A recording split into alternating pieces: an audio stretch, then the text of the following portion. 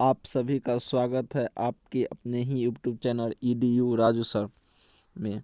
इस क्लास में आज देखेंगे सेट नंबर 2 जो आने वाले आपके ITI एग्ज़ाम के लिए बहुत ही इम्पोर्टेंट है।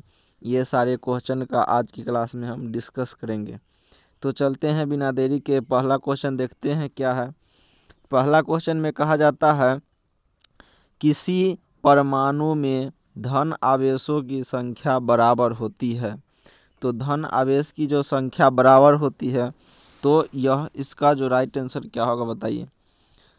तो इसका जो राइट आंसर हो जाएगा यह हो जाएगा परमाणु संख्या के।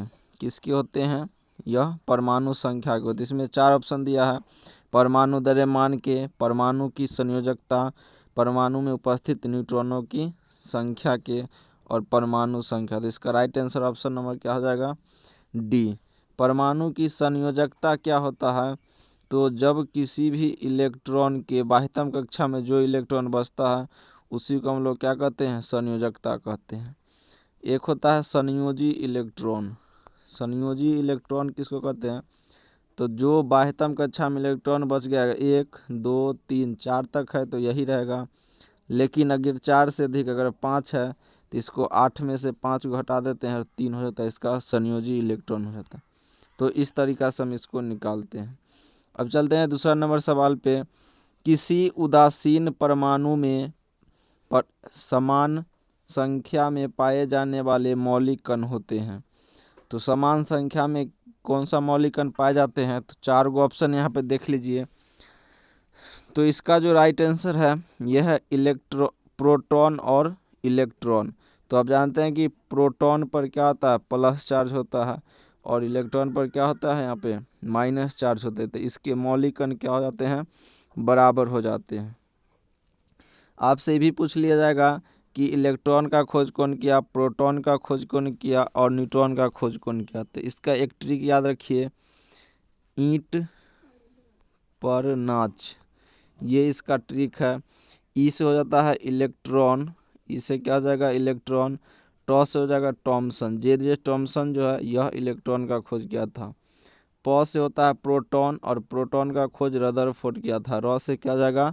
रदरफोर्ड हो जाएगा। और कभी कभी रदरफोर्ड अगर ऑप्शन में नहीं है तो इसका राइट आंसर गोल्डस्टीन हो जाएगा। नाच से हो जाएगा नौ से न्यूट्रॉन और चौ से हो जाता है चैडविक। तो न्यूट्रॉन का खोज जेम्स चैडविक ने किया था। तो इस तरीका से ये भी क्वेश्चन याद रखेंगे, बहुत इंपॉर्टेंट है। अब चलते हैं, अगला नंबर क्वेश्चन है इलेक्ट्रॉन की संहति द्रव्यमान होती है। इलेक्ट्रॉन पर द्रव्यमान जो होता है यह कितना होता है? तो देख लीजिए, ये 4 गो ऑप्शन है जिसमें से राइट आंसर 9.1 गुने 10 के बाद 28 ग्राम है। ये इसका द्रव्यमान होता है। अब चलते हैं, अगला नंबर क्वेश्चन है, कहता है कैथोड किरणें बनी होती है। तो कैथोड किरण किसकी बनी होती है? तो इलेक्ट्रॉन की बनी होती है। इलेक्ट्रॉन पर कौन सा चार्ज रहता है? तो निगेटिव चार्ज रहता है। तो ये राइट आंसर हो जाएगा इसका। अब चलते हैं अगला नंबर क्वेश्चन पे कि इसमें कहता है किसी अक्रिय गैस के बाह्यतम सेल में इलेक्ट्रॉन की संख्या।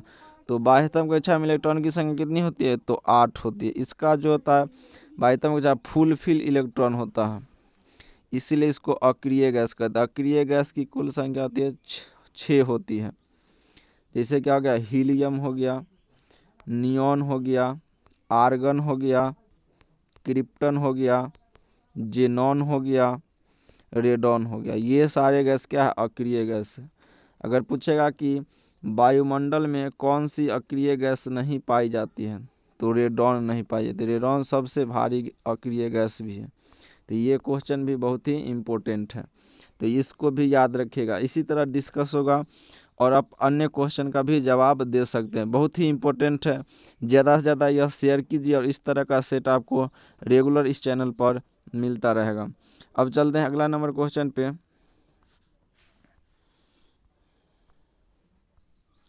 अगला नंबर क्वेश्चन कहता है किसी परमाणु का परमाणु द्रव्यमान 35 है। कितना हो गया? 35। उसकी परमाणु संख्या है 20। इस तरह का भी क्वेश्चन रहेगा। तो उस परमाणु में वर्तमान में न्यूट्रॉन की संख्या। तो न्यूट्रॉन की जो संख्या होती है यह परमाणु द्रव्यमान में से 35 को परमाणु संख्या 20 को घटा देंगे तो 15 इसका राइट आंसर हो जाएगा। तो न्यूट्रॉन की संख्या इसी तरह आप निकाल सकते हैं। अब चलते हैं अगला नंबर क्वेश्चन। कहता है कि m सेल में इलेक्ट्रॉन की संख्या कितनी होती है। तो देखिए इलेक्ट्रॉन की संख्या निकालने के लिए इसका जो फॉर्मूला होता है 2n² और शुरू जो कक्षा होती है k, l और m। k में जो होता है 2 इलेक्ट्रॉन हो जाएगा, इसमें 8 होता है, इसमें 18 होता है। निकाल देंगे ना, कैसे निकालेंगे? n बराबर 1 2 3। तो देखिए k पर हो जाएगा 1, l पर 2, m पर 3, n के मार हो गया 3। तो 3 के स्क्वायर 3 तिहाई 9, 9 दूनी 18। तो इसका जो राइट आंसर हो जाएगा क्या जाएगा? 18 हो जाएगा। इस तरीका से आप निकाल सकते हैं। अब चलते हैं अगला। एल्यूमिनियम जो इसका परमाणु संख्या 13 है, कहता है इसका इलेक्ट्रॉनिक विन्यास। तो देख लीजिए 13 किस में हो जाएगा? 2 8 3। तो 8 3 11 2 13 हो जाएगा इसका इलेक्ट्रॉनिक विन्यास। इसमें जो लगता है 2 के बाद 8 ही होना चाहिए। यहाँ पे 9 है, यहाँ पे 9, यहाँ पे 10 है, तो 2 के बाद 8, 8 10 बच गया कितना? जो बच गया वो हो जाएगा लास्ट में। अब चलते हैं अगला क्वेश्चन।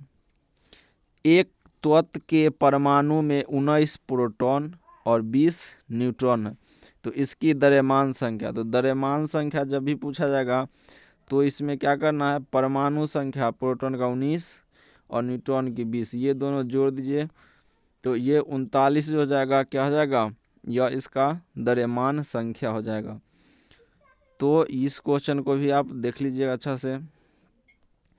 अगला है वैसा तत्व जिसकी परमाणु संख्या समान परंतु परमाणु द्रव्यमान भिन्न भिन्न होता है, उसे क्या कहते हैं? तो उसे समस्थानिक कहते हैं। उसे क्या कहते हैं?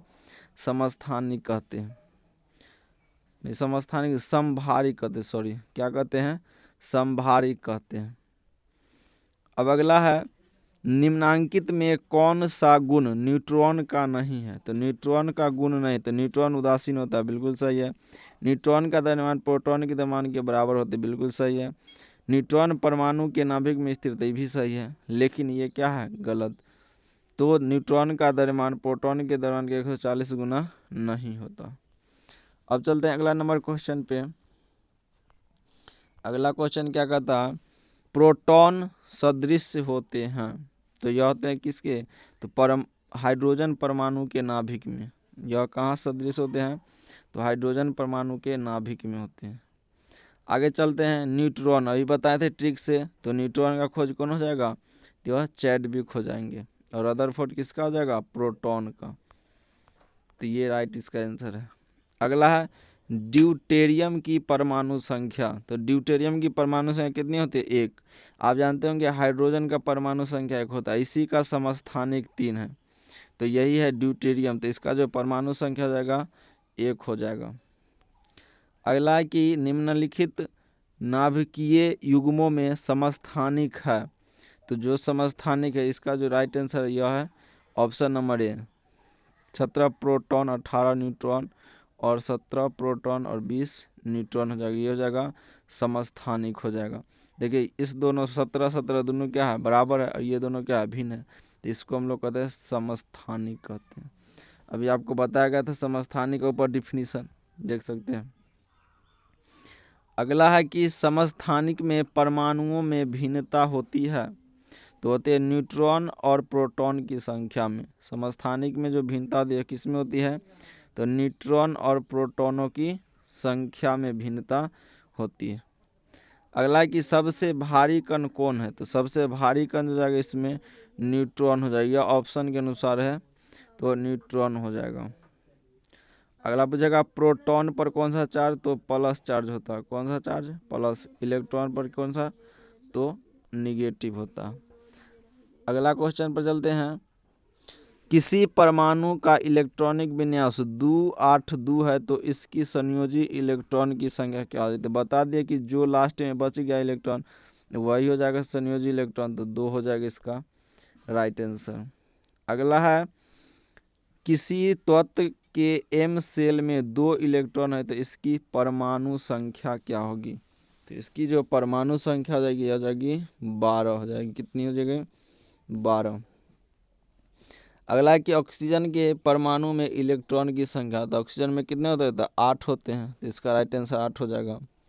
अगला है कि फादर ऑफ एटम की उपाधि मिली थी किनको, तो यह डाल्टन को मिली थी। किनको मिली थी, तो यह डाल्टन को मिली थी।